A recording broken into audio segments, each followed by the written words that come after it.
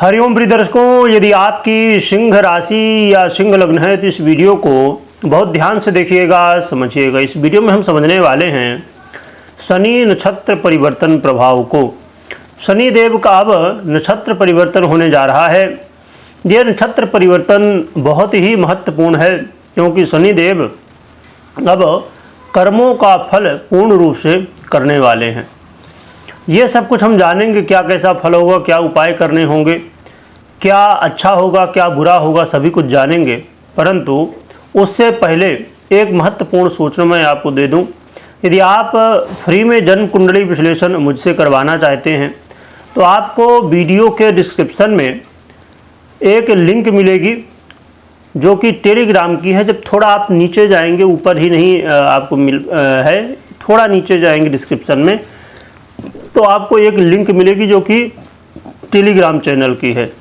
और जैसे उसमें आप क्लिक करेंगे तो आप टेलीग्राम में पहुंच जाएंगे और टेलीग्राम चैनल को ज्वाइन कर लें। जब आप टेलीग्राम में पहुंचेंगे तो आपको एक वीडियो मिलेगी जिसमें बताया गया है कि आप फ्री में जन्म कुंडली विश्लेषण कैसे करवा सकते हैं, क्या प्रोसेस रहेगा। तो जो वीडियो में बताया गया है उसी के अनुसार आप उसी सिस्टम को, प्रोसेस को फॉलो करते हुए आप फ्री में जन्म कुंडली विश्लेषण करवा सकते हैं। जो लोग फेसबुक में देख रहे हैं उनको डिस्क्रिप्शन में लिंक नहीं मिलेगी क्योंकि संभवतः फेसबुक में लिंक वगैरह अलाउड नहीं है डालना।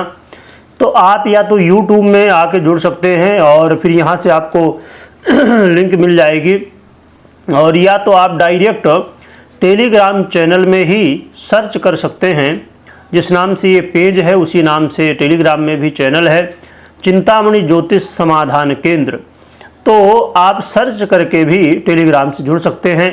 जल्द से जल्द आप जुड़े और भी लोगों को जोड़े जिससे फ्री कुंडली विश्लेषण का मौका और भी लोगों को प्राप्त हो सके।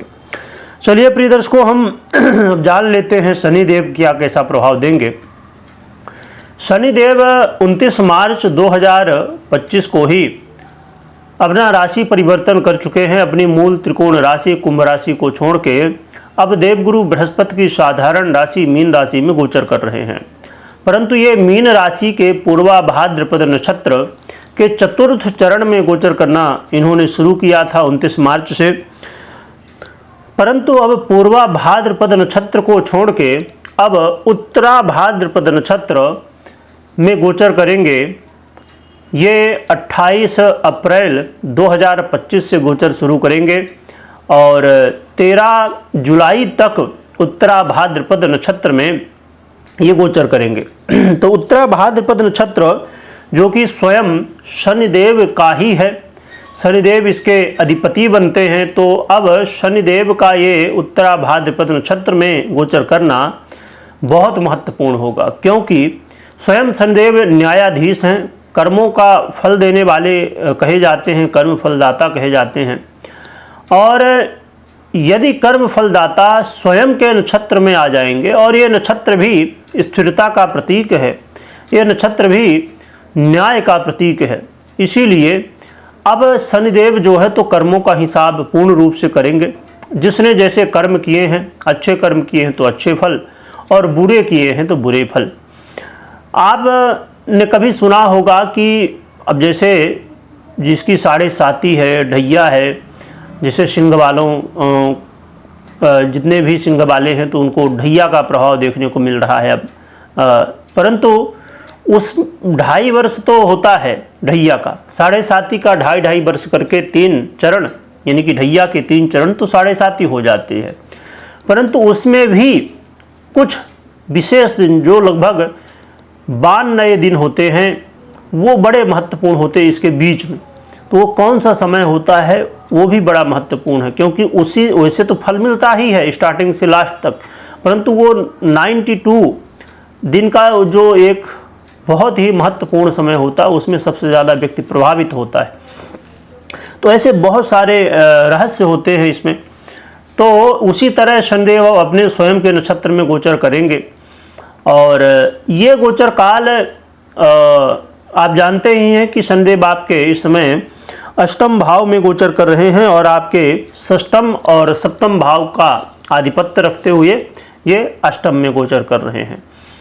तो ये भी महत्वपूर्ण स्थिति है, क्योंकि शनिदेव को इसे देखा जाए कि फल तो वो अलग अलग जगह में अलग अलग देते ही हैं, और उनकी दृष्टि का बड़ा जो है तो दुर्प्रभाव देखा जाता है।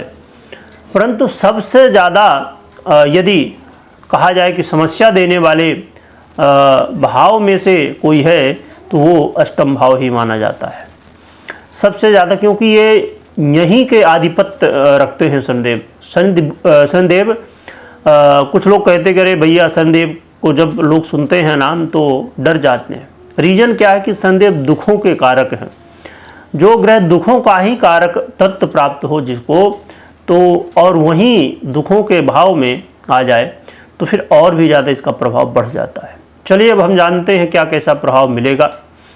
प्रिय दर्शकों, शनिदेव का ये जो नक्षत्र काल है, इस समय आपको अपने जीवन में देखने को मिलेगा कि अचानक यदि आप व्यापार करते हैं या जैसे भी आप धन कमाते हैं, तो खासकर व्यापारियों के लिए कि अचानक धन प्राप्ति होगी। बहुत ऐसा कि आपने सोचा नहीं था, फिर भी अचानक ऐसा हो गया कि सोच से परे अचानक धन प्राप्ति की स्थिति शनिदेव बनाएंगे। परंतु साथ में अचानक धन हानि की भी स्थिति बनी कुछ इसी तरह। इसीलिए बहुत सतर्क रहना चाहिए फाइनेंस को लेके, क्योंकि यदि आप फाइनेंस को लेके सतर्क नहीं रहते हैं तो कई बार जब लाभ होगा तो वो तो अच्छी बात है, परंतु हानि होने से आपको बचाना होगा। यदि आप यात्रा कर रहे हैं, लंबी यात्रा हो या छोटी यात्रा हो, खासकर ये भाव लंबी यात्रा को प्रदर्शित करता है, तो जैसे विदेश यात्रा हो गई या कहीं भी लंबी यात्रा, तो यात्रा में सतर्कता बरतना आपके लिए बहुत ज़रूरी है। क्योंकि यदि सतर्क नहीं रहेंगे तो कई बार फिर चोट चपेट लगने की या अन्य समस्याएं भी देखने को मिल सकती हैं।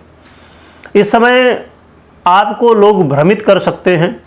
आपके शत्रु, चाहे वो गुप्त शत्रु हों और प्रत्यक्ष शत्रु, खासकर इस समय गुप्त शत्रु आपके खिलाफ षड्यंत्र कर सकते हैं, आपको फंसाने की कोशिश कर सकते हैं। तो आपको इससे थोड़ा बचना होगा कि किसी की कोई भी बात आप सुने तो ठीक है, परंतु उसे फॉलो करने से पहले खुद भी सोचे समझे कि हाँ, मुझे क्या करना सही है, क्या करना सही नहीं है।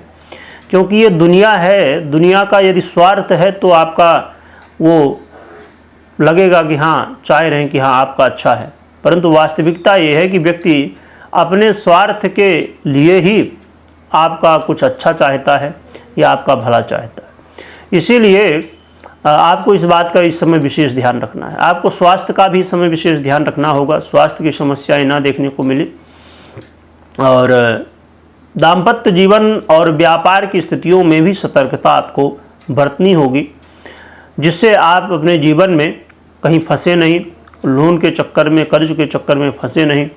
आप अपने व्यापार में, क्योंकि ये जो समय है, इस समय स्थितियाँ ग्रहों की बड़ी विचित्र हैं, तो इसलिए कोई समस्याएं ना हो आगे चल के।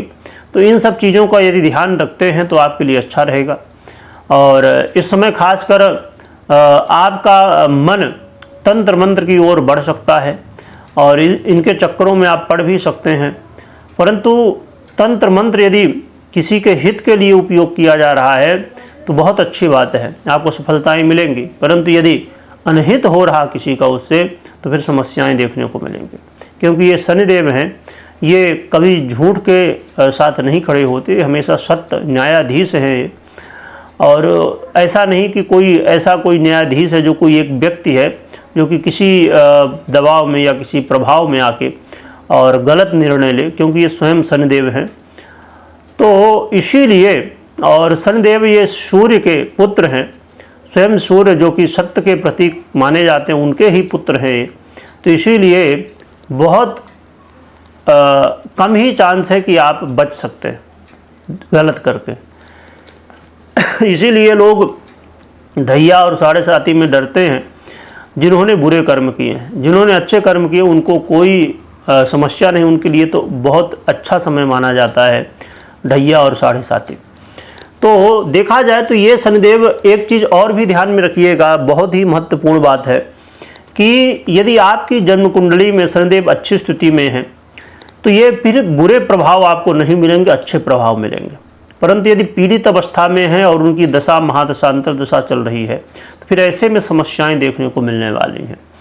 तो इसीलिए कभी भी कोई भी निर्णय यदि आप लेते हैं, जैसे आपने अभी ये सुना, ये गोचर के आधार पे है और मैक्सिमम वीडियो आपको गोचर के आधार पे ही मिलती हैं, तो आपको कभी भी गोचर के आधार पे निर्णय नहीं लेना चाहिए। आपको खुद की कुंडली का विश्लेषण करवाना चाहिए तो खुद करना चाहिए, इसके बाद ही निर्णय लेना चाहिए। फिर एक प्रश्न उठता ये है कि यदि हमें इसे सुन के निर्णय नहीं लेना तो फिर इसको देखने का मतलब ही क्या होता है, क्योंकि ये आधा प्रभाव देने वाला माना गया है। तो यदि आप इसे भी नहीं देखेंगे तो कहीं न कहीं समस्याएं हैं। इसीलिए दोनों को देखने के बाद ही, इसीलिए भगवान ने, आपने यदि कभी ध्यान दिया हो कि प्रकृति में जो भी चीज़ें हैं तो उसका कोई न कोई सहयोगी है। 2 बनाया भगवान ने, 3 बनाया है, एक ऐसी कोई ही चीज़ मिलेगी जो कि पृथक हो, अलग हो। भगवान का भी रूप जो माना गया है तो सृजन करना, संहार करना और पालन करना, तीनों के लिए कोई न कोई एक नहीं है, अलग अलग बनाए गए। इसी तरह हर एक कार्य के लिए भगवान ने एक सहयोगी बनाया है। तो यही रीज़न है कि कुंडली विश्लेषण में भी आपको सहयोगी बनाया गया, एक तो गोचर और दूसरा आपकी पर्सनल कुंडली। तो इन चीज़ों का विशेष रूप से ध्यान रखें। रही बात कि उपाय क्या करना चाहिए, तो उपाय के रूप में हनुमान जी की आराधना करिए, इससे आपके जीवन में आ रही समस्याएं दूर होंगी। और सबसे बड़ी बात, शनिदेव को प्रसन्न करने के लिए सही अच्छे कर्म जो कि धर्मयुक्त कर्म हो और साथ में लोगों की हेल्प करना। शनिदेव इससे बहुत प्रसन्न होते हैं जब आप लोगों की हेल्प करते हैं। और जिसकी कुंडली में शनिदेव प्रसन्न हो गए तो फिर कहना ही क्या है। वीडियो देखने के लिए बहुत बहुत धन्यवाद।